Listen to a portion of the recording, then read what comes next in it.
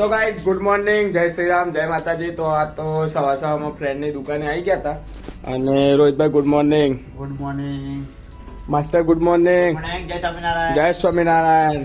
તો આ તો સવારમાં દુકાન ખોલીએ છે અને પછી તમને ત્યાં જઈને મળીએ. ગાઈઝ ડ્યુટી ઉપર આવી ગયા હતા અને દુકાન કમ્પ્લીટ સાફ કરી દીધી છે. દીવાબત્તી પણ થઈ ગઈ છે માતાજીની. અને આજે 6 પોકેટનો માલ લેવા જવું છે, તો 6 પોકેટનો માલ લઈને તમને મળીએ. તો ગાઈસ દુકાનથી નીકળ્યા હતા અને હવે પેટ્રોલ પુરાવા જઈએ છે, તો પેટ્રોલ પંપ ઉપર જઈને મળીએ. પેટ્રોલ પંપ આવી ગયા હતા અને પેટ્રોલ પુરાઈને હવે જઈએ છે બજારે, તો બજાર જઈને મળીએ. તો ગાઈસ માર્કેટમાં જવાનું હતું, તો આજ તો દેહરાદૂન માર્કેટમાં આવી ગયા છીએ સ્વેટર જોવા. અને અહીંયા બહુ બધા સ્વેટરની વેરાયટી છે, તો બહુ મસ્ત વેરાયટી લાવ્યા છે. મારા ફ્રેન્ડનું જ છે, તો તમારે લેવા હોય તો દેહરાદૂન માર્કેટમાં આવજો. બહુ મસ્ત અને યુનિક ક્વોલિટીના વેરાયટી હોય છે. તો હવે ઘરે જઈએ છીએ, ઘરેથી ફોન આવી ગયો છે, તો ઘરે જઈને મળું તમને.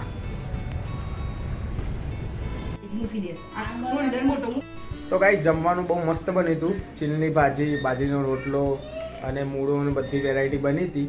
તો હવે બજાર જવું છે, તો થોડું કામ પતાવી તમને મળીએ. તો ગાઈસ ઘરેથી નીકળ્યા હતા અને દવાખાને જવું છે. મેં એકદમ તબિયત ખરાબ થઈ ગઈ છે, તો એને મળીને પછી મળીએ તમને. દવાખાનામાં જઈને મળીએ. તો ગાઈસ હોસ્પિટલમાં આવી ગયા હતા હોપમાં, અને અમે એને અહીંયા એડમિટ કર્યો છે, તો તમને અંદર જઈને બતાવું. તો ગાઈસ દવાખાનામાં આવી ગયા હતા અને મેં એની થોડીક તબિયત બગડી હતી. તો ભાઈ મેં તને શું થયું છે? બસ ભાઈ પેડાઇટિસ થઈ ગયો છે, પીડીઓ આપણે ગુજરાતીમાં. તો એને પીડીઓ થઈ ગયો, તો હું ગુજરાતીમાં તમને સમજાવું. તો મારા કાકીને બધા આવી ગયા હતા અહીંયા સ્પેશિયલ દવાખાને, જે ખબર કાઢીને એમને પોતે અહીંયા રોકાયા છે.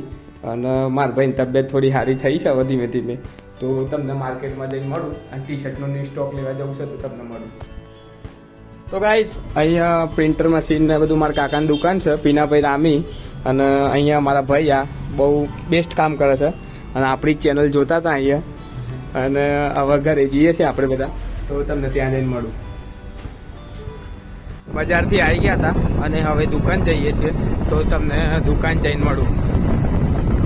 તો ગાઈસ દુકાને આવી ગયા હતા અને તમને વિડીયો સારો લાગ્યો તો લાઈક, શેર અને સબસ્ક્રાઈબ કરી દેજો. જય માતાજી.